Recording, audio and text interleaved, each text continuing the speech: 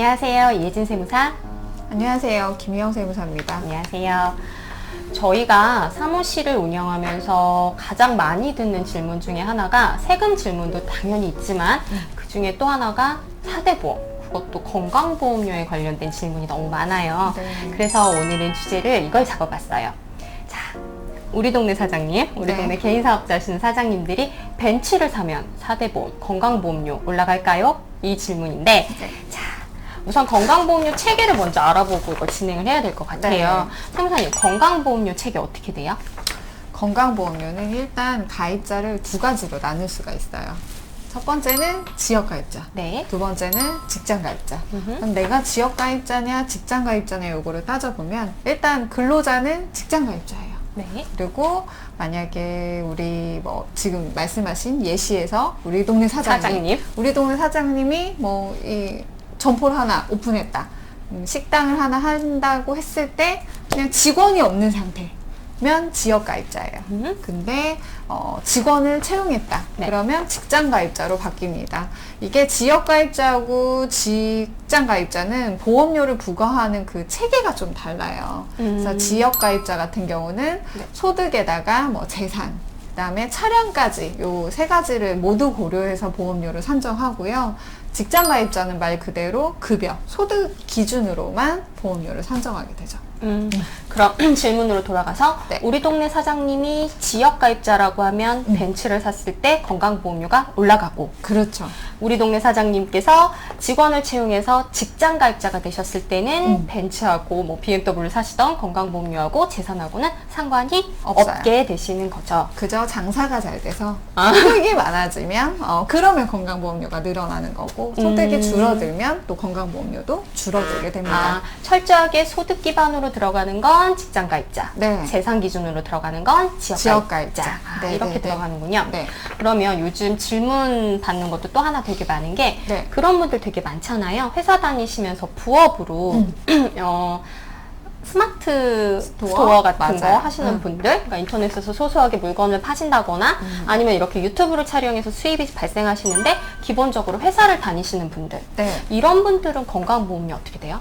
원래는 근로자 같은 경우는 근로소득 금액 기준으로 해서 건강보험료가 책정이 돼요. 근데 지금 말씀하신 것처럼 추가로 부외로 사업소득이 있다 라고 했을 때는 이 사업소득이 현재 기준으로는 연간 3,400만 원 그리고 2022년 이후에는 연간 2천만 원 요 금액이 넘어가게 되면 다시 합산이 돼서 건강보험료가 정산이 됩니다. 그러면 회사를 다니면서 제가 부업으로 다른 일을 하고 있다. 네. 그럼 회사 월급에 대해서 건강보험료 나가는 건 당연한 거고 그렇죠. 이 부업에 대해서도 소득이 일정 규모 이상 넘어가면 추가적으로 건강보험료가 또 나오는 거네요. 그렇죠. 그 금액 기준이 3,400에서 네. 2022년에는 2천만 원으로 낮아지는 거고. 네, 맞아요. 그러면 다른 소득이 3천만 원 정도밖에 안 된다. 지금 현재로는. 그러면 직장에서 내는 건강보험료로 끝이에요. 근데 만약에 건강보험공단에서 무언가 날라왔다. 그런 건 제가 소득이 꽤 높다는 맞아요. 증빙이 되는 거네요. 네네. 지금 계속 말씀하신 것처럼 네네. 이 3,400, 2,000은 네. 수입 금액이 아니고 이런저런 사업을 하면서 썼던 비용을 뺀 소득 금액을 기준으로 하는 겁니다. 그러니까 네. 우리가 매출이라고 불리우는 금액이 아니고 비용을 다 제외하고 네. 실제로 남아있다라고 신고 들어간 금액, 그거 말씀하시는 거죠? 네, 맞아요. 5월 달에 우리가 종합소득세 신고할 때 그 네네네. 금액. 네네. 네, 그러면 다음으로 또 많이 나오는 건강보험료에 관한 질문. 네. 우리나라가 몇 년 전부터 주택 임대사업자가 굉장히 많아지셨잖아요. 그쵸. 혜택을 많이 준다고 해서 주택 임대사업 등록을 되게 장려하시고 여기에 대해 세금을 부과하겠다고 네. 많이들 말씀을 하셔서 이런 질문도 진짜 많이 나와요.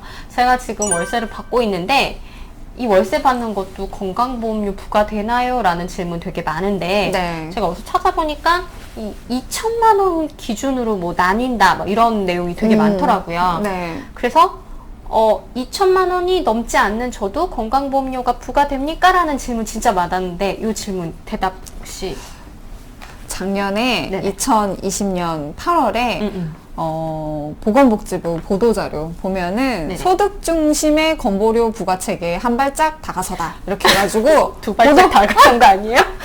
한 10발짜리 나온 것 같은데. 그쵸? 보도자료 나온 게 있어요. 네. 이제 소득이 있으면 건보료 내라는 거예요. 그래가지고 작년에 8월 이전에는 사실은 2천만 원을 초과해야만 건보료 부담을 했었는데 현재는 뭐 수익 금액이 2천만 원 이하여도 건강보험료 부담을 하게 되어 있죠. 네. 네, 소득이 있는 곳에 세금이 있다가 아니고 소득이 소득이 있는 곳에 건강보험료가 있다. 네. 네, 네. 네, 근데 이제 2천만 원이 뭐 얼마, 뭐 100원이 있다, 뭐 1000원이 있다 이래서 내는 건 아니고 주택수가 1주택이다. 1주택인 경우에는 사실은 부과가 안 되고요. 2주택인 경우에 1주 하나는 내가 살고 하나는 전세예요 라고 하면은 부과가 안 되는데 이 나머지 다른 주택이 월세를 월세? 받고 있다 라고 할 때는 그때부터는 건강보험료가 부과된다고 보시면 됩니다. 그리고 뭐 임대사업자 등록 강조하셨던 거 내가 구청이랑 세무서 양쪽에 다 임대사업자 등록을 했어요 라고 하시는 분은 수익 금액이 이제 1,000만 원 초과하는 금액부터 건강보험료가 부과되는 거고요. 만약에 임대사업자 등록을 안 하셨다. 둘 중에 하나라도 안 했다 라고 하면은 400만 원 넘어가는 금액부터 건강보험료가 부과된다고 보시면 되세요. 네. 네. 저도 보도자료를 좀 봤어요. 네. 평생 친구. 네. 발짝 나가서 네. 보도자료에서 보면 소득 중심이라고 해서 소득이 2천만 원 기준으로 나뉘는 건강보험료 개편도 있었는데 네. 1,000만 원 기준도 제가 좀 본 것 같아서요. 네. 선생님, 1,000만 원 기준은 또 뭐예요? 저도 이거 되게 깜짝 놀랐었거든요. 네네. 사실은 금융소득, 이자, 배당소득이 2천만 원이 넘어가면 건보료가 부과가 돼요. 네네네. 이거는 건보료가 부과가 됐었어요. 2천만 원이 넘어가면. 근데 건보료가 금융소득 때문에 추가로 과세됐다고 연락을 받았어요. 이런 고객 문의가 있어서 확인을 해봤더니 저희가 그럴 일 없다고. 아니에요. 잘못된 거예요. 금융소득은 2천만 원이 넘어가야 건보료가 부과될 텐데요. 라고 했는데 이 보도자료 내용을 보니까 사실은 2020년 8월이면 좀 옛날 자료기는 하지만 모르셨던 분들도 있을 것 같아요. 이때 이 보도자료 안에 보면 이자 배당 소득이 1,000만 원을 넘어가면 네네. 건보료를 부과한다는 내용이 있습니다. 그럼 작년 올해 그러니까 몇 년 전부터 저희 중소기업 운영하시는 대표님들이 네. 배당을 매년 꼬박꼬박 하시는 분들이 조금 생기셨어요. 네. 그러니까 지금은 좀 막혔지만 차등 배당도 꽤 하셨고 네. 1년에 많지 않은 금액, 그러니까 제가 종합소득세 과세만 안 되려고요 해서 2천만 원이 안 되는 금액을 배당 처리하셨던 분들이 추가로 건강보험료가 나오는 게 맞는 거죠? 네, 그렇습니다. 안 다만, 나온다고 안 냈었는데 다만 네. 피부양자 자격을 잃지는 않아요. 그러니까 예를 들어서 우리 자녀가 네네. 소득이 없는 상태에서 배당을 뭐 한 1,500 받았다 네네. 라고 하면은 피부양자 자격을 잃지는 않습니다. 아, 그러니까 그분들은 피부양자 자격을 잃지 않았기 때문에 건강보험료가 추가로 나오진 않을 거예요. 그러면 정리를 하자면 엄청 자, 복잡한. 제가 중소기업 대표예요. 제가 네. 중소기업 대표고 전 중소기업에서 월급을 받고 있어요. 네. 월급을 받고 있는데 올해 2천만 원 정도 배당을 추가로 받았어요. 그럼 전 월급에 네. 2천만 원이라고 하면 헷갈리실 테니까 1,500. 1,100만 원? 1,500? 요 정도 배당을 받았어요. 전 월급 외에 추가로 받은 배당 때문에 건강보험료가 추가로 부과가 될 수 있는 거고 네. 되는 거고 네. 자, 제가 이 중소기업 대표의 딸이에요. 네. 전 아무런 직업이 없는 학생이고 딸이에요. 네. 그래서 제가 피부양자로 이렇게 들어가 있었는데 제가 배당을 1,500만 원을 받았다 네. 라고 하면 전 피부양자 자격을 유지, 즉 건강보험료가 추가로 발생하지 않는다는 거죠. 네네네네. 네, 알겠습니다. 되게 복잡해요. 엄청 복잡해요. 이렇게 복잡한데 항상 저희한테 질문을 주시는데 자주 바뀌고 해서 저희도 조금 헷갈리는 부분들이 있거든요. 자, 그러면 마지막으로 네. 이거는 진짜 얼마 전에 제 고객 사례인데 네. 우리 할아버님께서 네. 아들을 건너뛰고 3살짜리 손주한테 네. 상가를 증여를 하신 적이 있어요. 네. 아드님이 이미 많은 재산을 증여 받으셔서, 3살짜리 우리 왕자님한테 이제 상가를 증여를 좋은 뜻으로 하셨는데, 이때 정말 부수적으로 따라오는 것들이 엄청 많았죠. 물론, 세대 할증이라서 증여세가 추가로 부과된 것 뿐만이 아니라, 네. 이 아이가 상가를 증여받고 났더니 임대사업자가 되더라고요. 3살짜리가. 네. 그쵸. 임대사업자가 돼서 월세에 대해서 세금 내는 것까지 오케이 다 받아들이셨는데 건강보험료 어떻게 돼요? 앞서 말씀드린 지역발자가 됩니다.